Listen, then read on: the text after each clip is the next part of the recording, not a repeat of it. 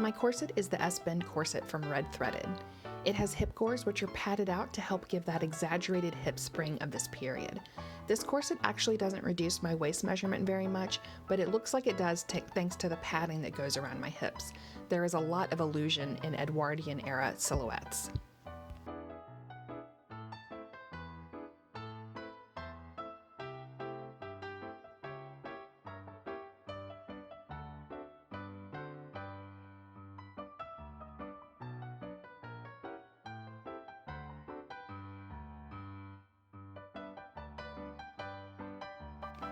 And I just realized I forgot to put my shoes on, which is always easier to do before you put on your corset.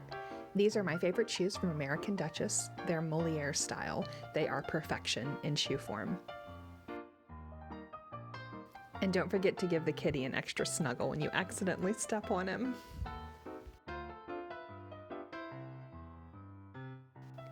Next up in padding is a small bum enhancer, which helps to give a better curve to the back of my costumes. These are especially important if you have a long torso like mine, which means you don't start curving right at the waist. I have plenty of natural curves, but they aren't in the right place for an Edwardian silhouette.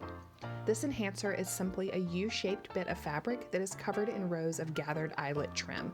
Very simple yet totally effective.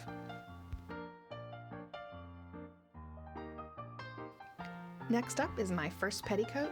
It's made with a cotton fabric and has a simple flounce at the bottom with a little bit of insertion lace.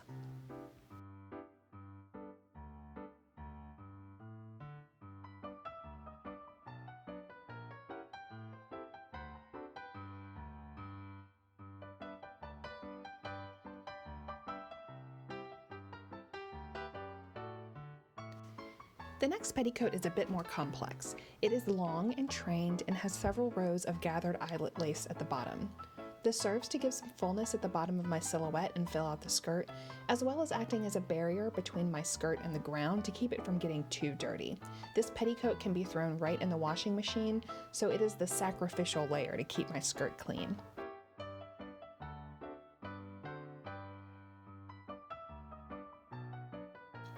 The waistline of this petticoat is finished in the back with a drawstring. I did this because it means I can tie this off a bit lower than my waistline, so it keeps my waist as slim as possible. Remember how we're trying to create the illusion of a small waist.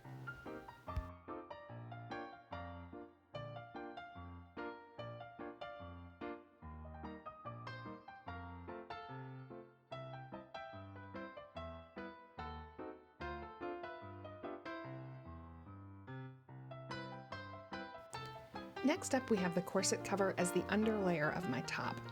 I just pin this shut with straight pins because I really need to put real closures on it, but they work just fine.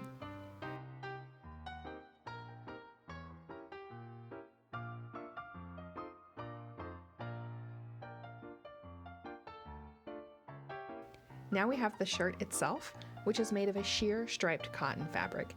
This pattern is a heavily modified version of the Wearing History shirtwaist pattern. This actually doesn't look anything like the Wearing History shirt, but that was the pattern I used to make my first Edwardian shirt, and I can definitely recommend it. I've just made some modifications to that to create this style that I'm wearing here.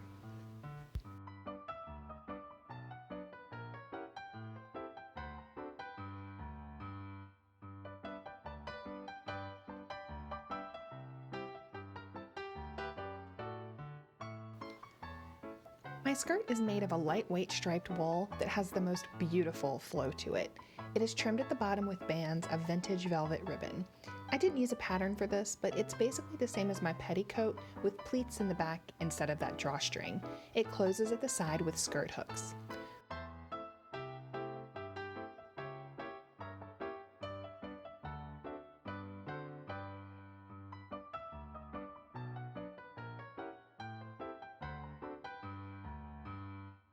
Once you get your skirt on, don't forget to get under there and pull down the tails of your shirt so it fits tightly. This is especially important if you made the back a little too big, like I did.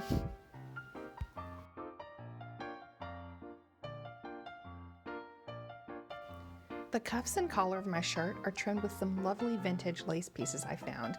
I suspect they may have originally been used for a similar purpose because they are nearly the perfect size for this.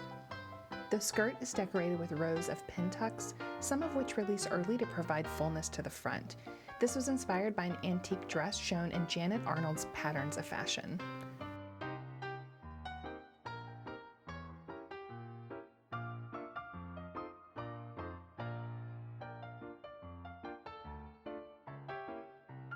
I love the way this skirt moves when I walk.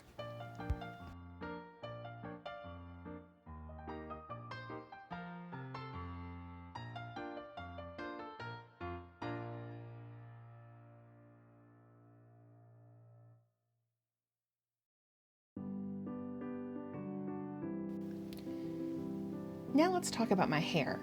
I am doing a simple bun with a puffed front here, which is a very easy style. As you can see, I have a whole lot of long, thick hair, which already has some natural wave and texture.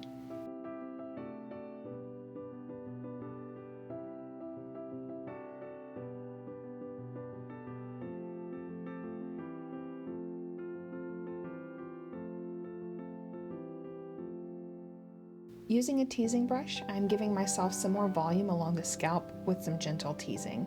If you have thinner hair, you may need to tease more aggressively here.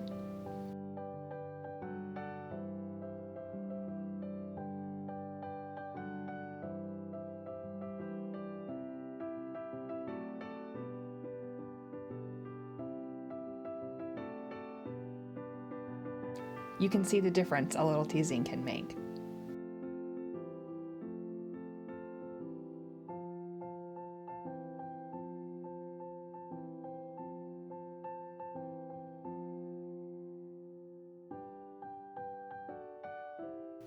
Next up is some hairspray to give it some stiffness before the next step. Don't forget to let it dry out just a bit.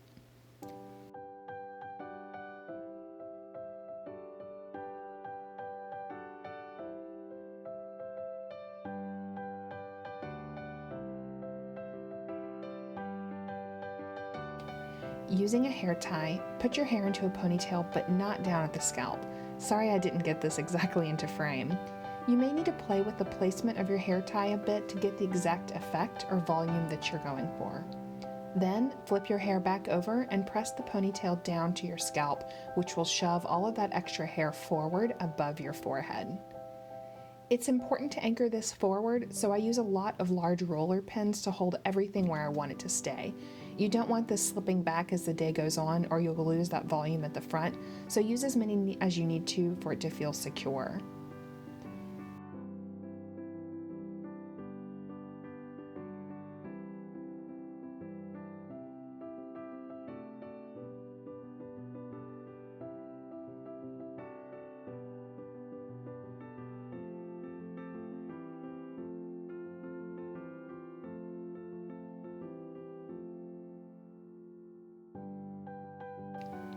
Next, you're going to wrap all that other loose hair into a bun, which I anchor down with a few hair ties over the whole shebang and then even more roller pins. If you don't have long hair, this will be a great place to pin in a false bun or a hair fall that you can wrap into a bun. You can add a lot of extra hair here if you need it.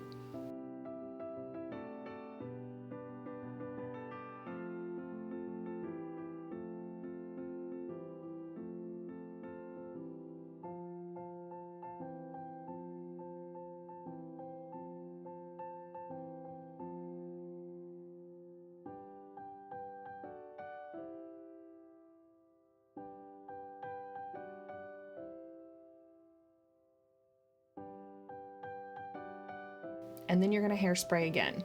Use plenty. Hold it down. If needed, you can puff up your bouffant by gently pulling at it with the end of a comb or a brush. You could also stick some false hair, pads, or hair rats under the bouffant if you need extra volume, support, or coverage.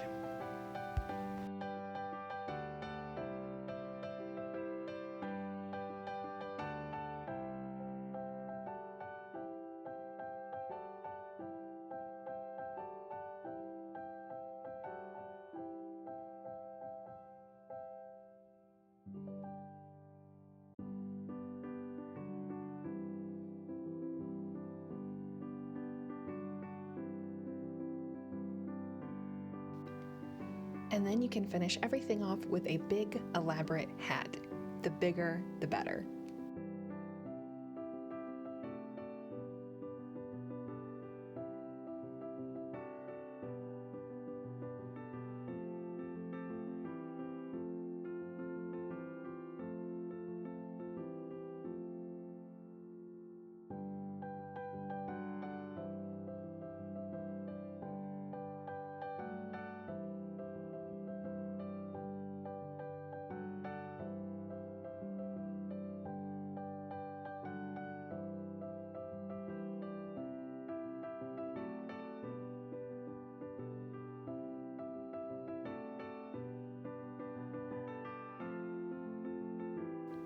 And finally, my belt, which I forgot to put on earlier.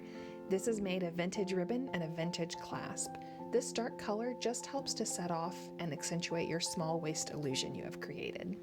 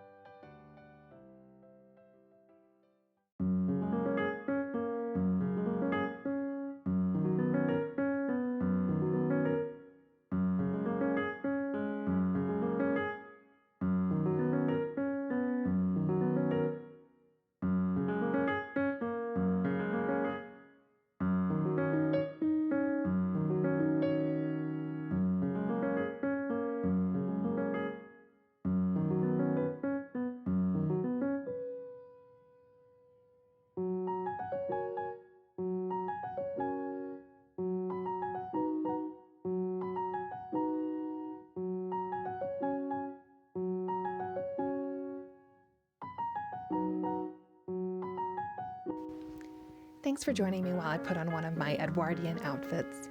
Let me know if you have any questions about it in the comments, and please like this video and subscribe to my channel to see more historical costuming. Have a lovely day.